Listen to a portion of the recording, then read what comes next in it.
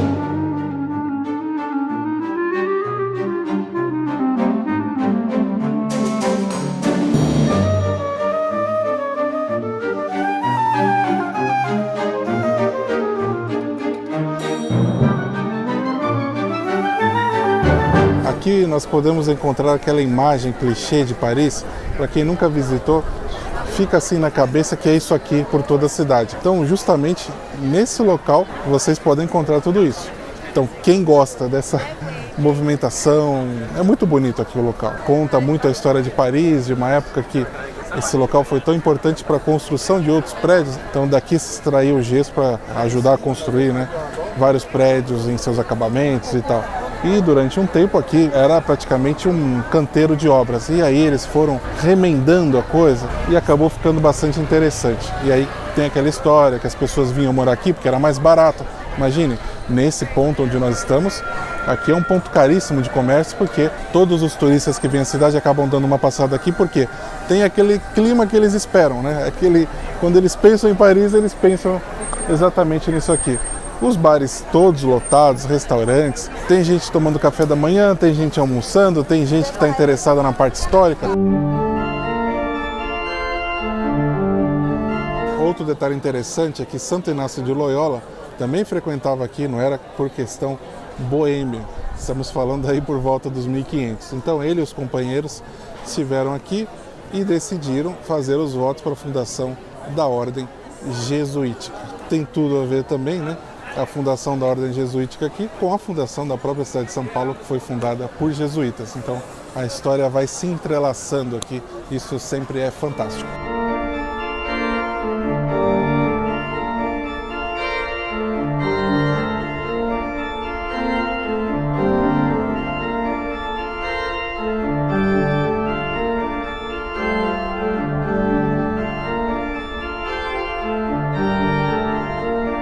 Quem visita aqui já parou para se perguntar por que as pessoas vêm aqui? De onde surgiu isso? Porque não foi fabricado, né? Não é uma Disneylândia, ainda que em algumas partes até pareça. Os romanos gostaram daqui, tinha igreja, foi consagrada, isso, aquilo.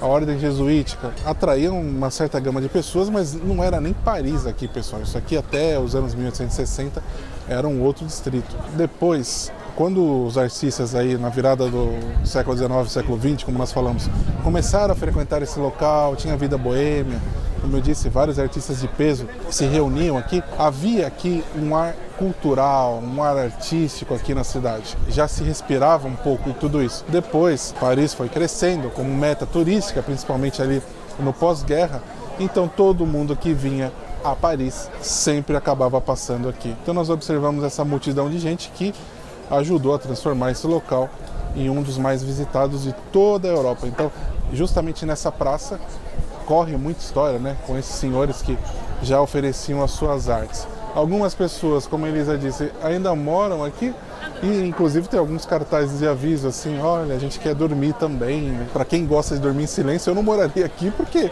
eu acho que você nunca vai ter uma tranquilidade total, porque aqui virou um ponto turístico já há mais de um século, né? É um local que tem história e vai continuar assim.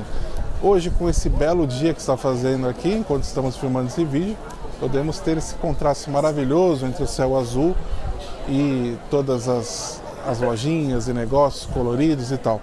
Daqui também se tem uma vista significativa, né? Se vê boa parte de Paris. Então, é visita obrigatória para quem visita Paris pela primeira vez. Sugestão, nós subimos pela escadaria porque a gente consegue ver minimamente a vida cotidiana. Tem a transição da cidade mais normal, ali embaixo tem uma área que tem uma força muito grande dos imigrantes que estão ali estabelecidos com os seus comércios. Depois o local vai se transformando nesse local mais turístico, né? Com toda essa escadaria, vai se mudando de figura. Mas nós observamos algumas residências que estão ali na escadaria, então a gente vê essa transição, mas é um caminho pesado também. Então tem o sistema funicular, que é um passeio por si só, e tem também a linha de ônibus número 40, que passa aqui. Eu acho que é a melhor pedida para quem não quiser pegar um táxi. Venham aqui de qualquer maneira, que vocês vão ter uma experiência diferente. Se vocês pegarem um dia como hoje, nos escrevam nos comentários, porque melhor impossível.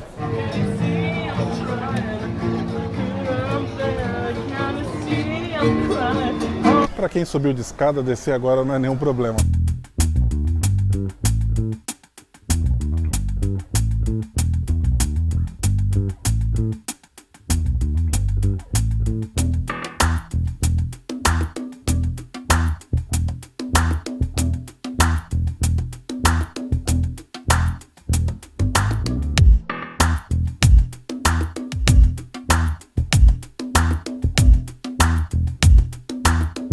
O legal de Paris é você sair caminhando assim, como nós sempre falamos para vocês lá na Itália também. Nós temos o grande compromisso do dia que é lá visitar o Louvre. Está marcado, inclusive depois disso nós falamos para vocês o quanto é importante vocês marcarem e agendarem a visita. Mas o legal é não se preocupar apenas com esses compromissos, e sim visitar os locais andando, caminhando, entre uma rua assim, assado. Nós estamos aqui numa rua que nem é tão turística, é só uma rua de ligação. Já paramos para tomar um café excelente. Aqui tem uma padaria muito boa, você sente o cheiro, pena que nós não estamos com fome agora. Mas isso é muito estimulante, conhecer os locais assim sem compromisso.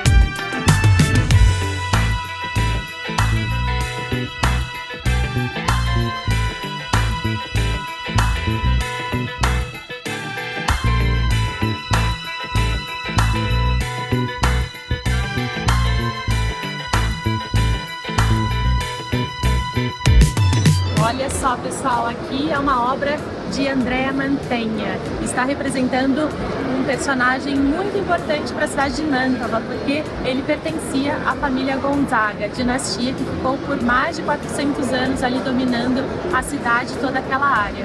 Incrível mesmo, olha.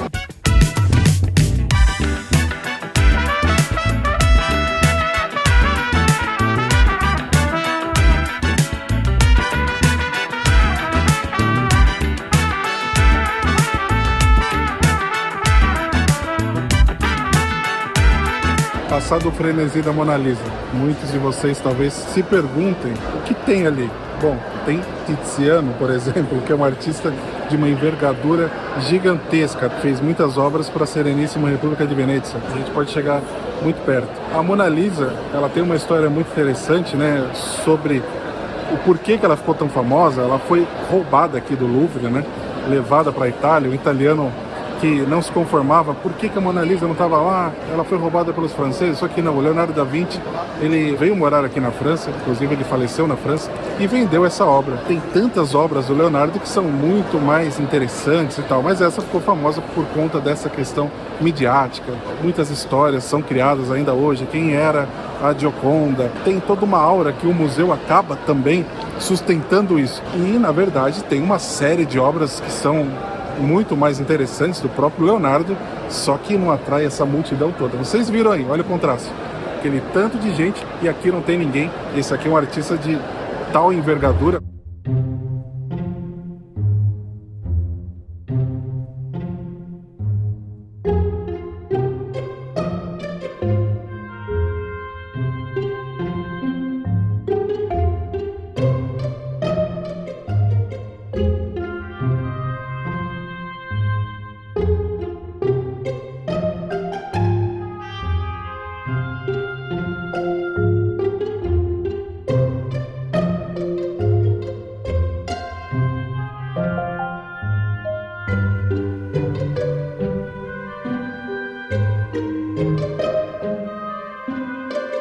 Aí aqui é interessante que a gente tem uma obra do Caravaggio, aliás, uma obra grande, não que isso signifique que seja melhor, mas é uma obra de grandes proporções, vocês estão vendo, não tem absolutamente ninguém aqui.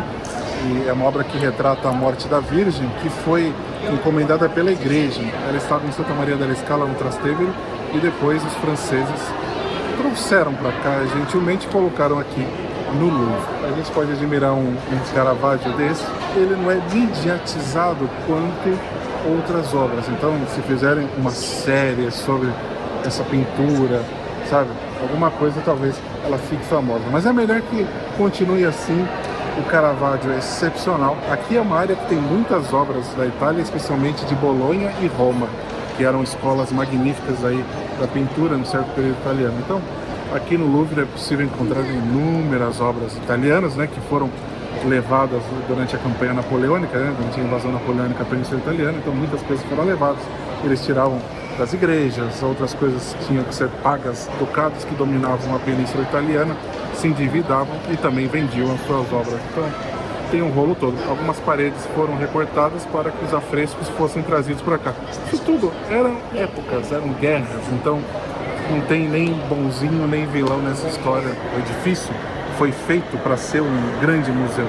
Então o Napoleão, que ele tinha também de dominador, ele também tinha essa questão visionária e a preocupação com as artes e com os tesouros que ele ia adquirindo ali, né, durante as suas campanhas. Então o Louvre, ele foi feito para cumprir essa proposta também. Olha só, Fê, mas você fez toda essa análise, todo esse bate-papo e ninguém ainda parou efetivamente por aqui. Talvez porque o pessoal leu ali nas linhas menores Michelangelo Merisi. Sabemos que Michelangelo Merisi é o Caravaggio. Tá escrito lá também, né, Caravaggio, mas quem bate ali o primeiro olho, Michelangelo Merisi. Ele era lá da Lombardia, né? Aliás, ele era milanês, né? Ele nasceu ali, sabe, ali no Brera. Tô brincando, né, pessoal? Michelangelo Merisi, o Caravaggio, teve uma história maluca e super interessante. Ele não era flor que se cheire, né? Causou muita confusão, muitos problemas e morreu muito cedo também, infelizmente. Para mim, foi um dos expoentes máximos de qualquer tipo de expressão artística. É o pré-Mona Lisa e pós-Mona Lisa.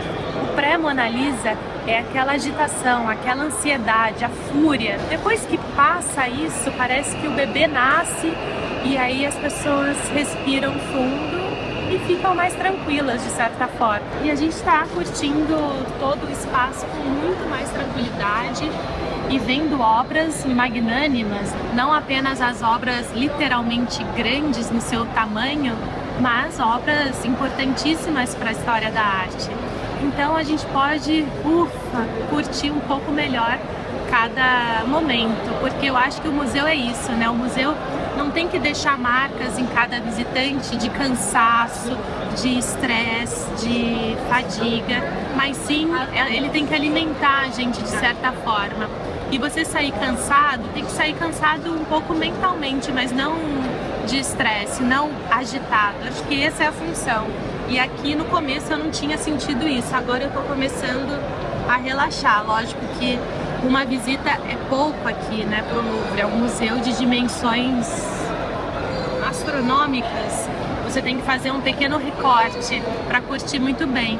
Mas, de certa forma, a gente está fazendo aqui um pequeno roteiro de obras que nos interessam no momento. Um dia, de repente, voltar para uma nova experiência por aqui. E esse aqui é um Rafael, pessoal. E a gente vê bem de perto, né? Todos os detalhes e delicadeza. Super tranquilo aqui, né? Uma coisa interessante que você falou anteriormente, e agora eu vou compartilhar com o pessoal que nos assiste, é que isso também, esses personagens que deixaram tantas obras incríveis aqui, que são tuteladas por tantos museus, eles são de certa forma um convite para que as pessoas também conheçam outras cidades, outras localidades. Bolonha, por exemplo, é uma cidade que não estava até pouco tempo atrás na rota da grande massa de turistas, e ela tem tanto potencial, tem tantos filhos daquela terra que fizeram tanto, né, por Bolonha e colocaram seu nome no mundo. Então aqui eu acho que se você fizer uma visita mais atenta, de repente o seu mundo se abre também para novas perspectivas. Acho que seria legal prestar atenção nisso.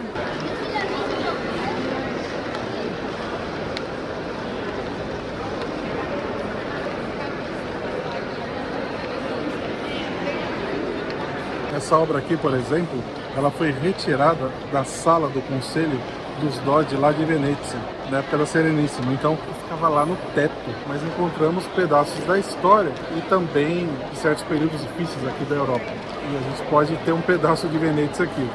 Tem o lado complicado disso e tem o lado histórico também. Se vocês estiverem aqui pelo Louvre para verem a Mona Lisa, não deixe de ver as obras aqui, a parte lateral e também como nós mostramos ali atrás da Mona Lisa, porque tem obras de artistas incríveis, muitos da escola vêneta, né? Aqui no caso Paulo Veronese, né? Essa pintura que foi extraída ali da sala do Conselho da Serenissima, aquela obra gigantesca também, Paulo Veronese, tem obras aqui de Tiziano, tem obras aqui de Tintoretto, que tinha um trabalho com a luz assim impressionante, né? São obras de imensa qualidade técnica, tanto quanto o Leonardo da Vinci. Tem que ressaltar isso porque eles estão concorrendo o tempo todo com a Mona Lisa e as pessoas não prestam atenção. Então vale a pena observar porque são obras magníficas e eu convido vocês a visitarem o Vêneto e visitarem as cidades natal de muitos desses artistas. No caso do Tiziano, ele nasceu na cidade de Pieve di Cadore. Temos um vídeo ali, é uma cidadezinha bem pequena que fica na região ali das Dolomitas, não naquela também mais midiática, mas em uma parte muito agradável, e tem a casa natal dele também que pode ser visitada. Então imagina, uma cidadezinha de nada, mas que ele cumpria ali, fazia muitos trabalhos na época da Serenissima na República de Venezia. Isso porque, como vocês sabem, eu sempre repito, aquilo foi uma república por mais de 1000 anos, então o poder era muito grande. Você acha que eles ficariam felizes de verem as suas obras aqui na sala da Mona Lisa? Isso aqui era uma obra que cumpria a função decorativa de um palácio governamental. Poderia estar lá até hoje, se fosse. Aliás, esse palácio existe, né? Então, se essas obras estivessem nos locais em que elas foram concebidas, eu acho que os artistas ficariam mais contentes. Por outro lado, tem uma questão também, um museu como o Louvre, ele sempre vai trabalhar para o melhor da obra. Então, tem o estado de conservação, a questão da temperatura, a questão de controle de pragas, isso, aquilo, porque tem algumas obras importantes que nós observamos em algumas igrejas e tal, que elas estão castigadas, né, pelo tempo também. Então, teria, lógico, que ter um controle imenso dentro dos locais em que elas foram originalmente concebidas. Então aqui a gente pode ver elas tinindo, né, o tempo todo, mas perde também um pouco do aspecto original. Agora, talvez o que os artistas não iriam gostar é ver as suas obras concorrendo uma com a outra, né? Esse era um período da arte que nem existiam museus, por exemplo. Podemos encontrar, inclusive, uma obra do Giorgio Vasari. E o Giorgio Vasari, ele meio que inventa esse negócio de catalogar a arte, né? O que foi importante para o entendimento, né? Então ele foi lá contando um pouco da vida dos artistas, os séculos foram seguindo e criaram espaços museais de conservação. No caso do Louvre, também um espaço de conservação dos tesouros, né? Que a França ia recolhendo aqui e ali. Foram importantes também, porque se não fossem os museus, a maioria das obras já tinham sido perdidas pelos mais variados motivos, né? Sejam por motivos mesmo da corrosão do tempo. Muitas obras estão em casas, né, de pessoas privadas ainda. Algumas obras as pessoas nem sabem exatamente aonde elas estão. Outras estão catalogadas, de vez em quando esses caras emprestam para exposições temporárias de alguns museus e tal, mas ou as obras estariam em âmbito privado ou teriam sido destruídas também. Então o museu cumpre esse papel. E a gente acaba ajudando, né, quando visita, contribuindo um pouco.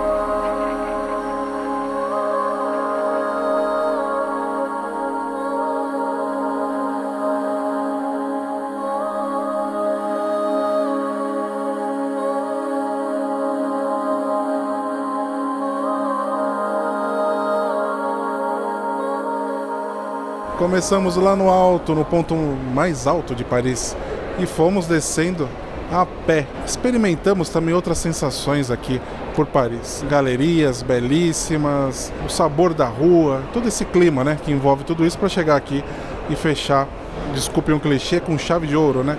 E foi assim mesmo. Quero lembrar vocês que a visita que nós fizemos aqui foi uma visita programada. Então, sempre às sextas-feiras eles fazem um horário estendido, o que é legal porque você pode aproveitar o dia, né, e deixar para vir aqui no Louvre mais para o final da tarde. E eu recomendo que vocês vejam a programação do museu no site, porque qualquer modificação vai estar lá. Não adianta procurar só no YouTube, tem que ver lá no site do Louvre, que é onde vocês irão fazer também as reservas. É isso, pessoal, agradeço a companhia de todos aqui nesse dia e nos vemos no próximo vídeo aqui mesmo em Paris. Tá bom, pessoal? Muito obrigado a todos e merci beaucoup!